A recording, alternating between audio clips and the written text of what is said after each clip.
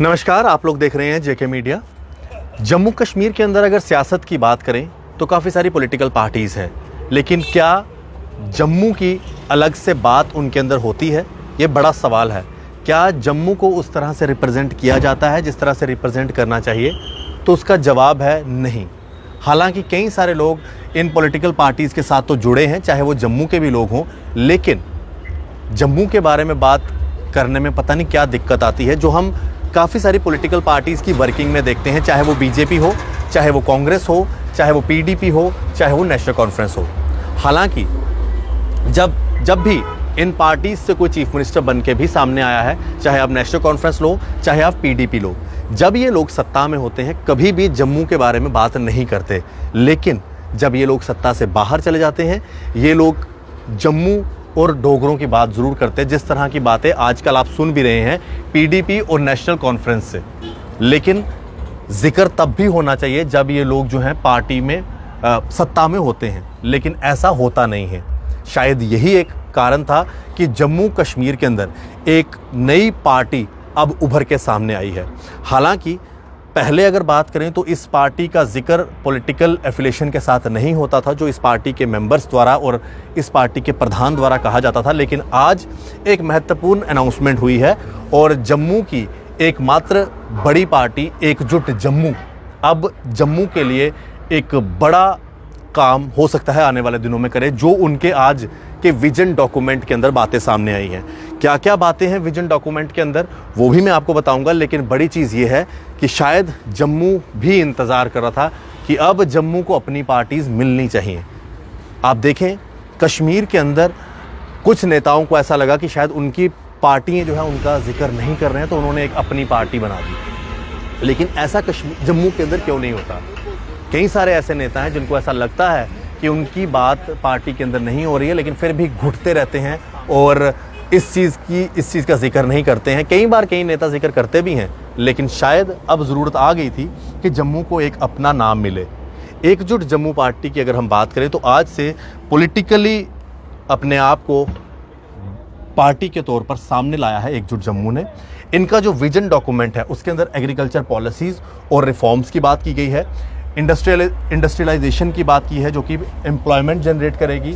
इसके अलावा डेवलपमेंट की बात की है टूरिज़्म सेक्टर में, कल्चर के सेक्टर में, और इसके बाद रिफॉर्म्स की बात की है पावर सेक्टर में भी, स्पोर्ट्स सेक्टर की भी बात की है, और यूथ अफेयर्स और सर्विसेज की भी बात की गई है। एजुकेशन में रिफॉर्म्स लाने की बात भी की गई है, और भी कई सारे डेवलपमेंट एक्सटेंशन के जो है प्रोग्राम्स भी इसके अंदर बताए गए हैं। लेकिन सबसे बड़ी बात मैं आपको याद दिला दूं, एकजुट जम्मू का सामने आना 35A और 370 की जो यहाँ पर तोड़ा गया है, जो उसको निष्क्रिय किया गया यहाँ पर, उसमें सबसे बड़ा अगर हाथ है या फिर सबसे बड़ा योगदान है तो वो एकजुट जम्मू का है। क्योंकि एकजुट जम्मू ने ही सबसे पहले यहाँ पर सेमिनार करवा के, कई सारे प्रोग्राम्स करवा के लोगों को ये बताया कि आखिरकार जम्मू कश्मीर के अंदर 35A और 370 से लोगों को कितना नुकसान हो रहा है, और आज लोग इस बात को समझने भी लगे हैं। और हो सकता है कि सेंटर ने भी इस बात को समझा कि इन चीज़ों से जो है नुकसान हो रहा है, जिसके बाद 370 को और 35A को जम्मू कश्मीर से ख़त्म कर दिया गया। आज जिक्र 370 और 35A का मैं इसलिए कर रहा हूं क्योंकि एकजुट जम्मू जो कि अब पॉलिटिकल पार्टी के तौर पर सामने आई है, इस एकजुट जम्मू का जो गठन है वो सबसे बड़ा जो सामने आया था गठन होने का कारण वो यही था 35A और 370, जिसने लोगों को इस बारे में बताया कि आखिरकार कितना नुकसान यहाँ पर वाल्मीकि समाज को हो रहा है, वेस्ट पाकिस्तानी रेफ्यूजीज़ को हो रहा है और महिलाओं को हो रहा है। अब देखना यह है कि जम्मू की एकमात्र बड़ी पार्टी बनके जो एकजुट जम्मू पार्टी सामने आई है वो लोगों की बात किस तरह से रखती है। हालांकि अब ज़रूरत आन पड़ी है कि जम्मू को पॉलिटिकली एम्पावर करने के लिए जम्मू की लीडरशिप को सामने आना चाहिए, जो कि शायद एकजुट जम्मू या इससे पहले डोगरा स्वाभिमान संगठन ने कोशिश की है इस चीज़ को सामने लाने की। लेकिन अब देखना यह है कि एकजुट जम्मू पार्टी भी जम्मू का किस तरह से हर जगह पर इसकी डेवलपमेंट के बारे में सोचती है और यहाँ के यूथ के बारे में सोचती है।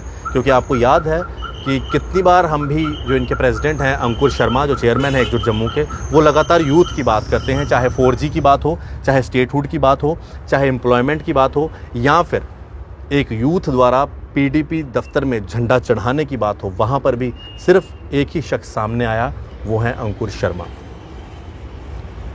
पॉलिटिकल पार्टी के तौर पर एकजुट जम्मू ने आज अनाउंस कर दिया है कि वो पॉलिटिकली काम करेगी एक पॉलिटिकल पार्टी के तौर पर, और उन्होंने ये भी कहा है कि जम्मू का योगदान उन्हें चाहिए ताकि जम्मू को हम वो चीज़ दे सकें जो शायद आज तक जम्मू को नहीं मिली। देखते हैं अब आगे क्या होता है और जम्मू इस पार्टी को किस तरह से एक्सेप्ट करता है।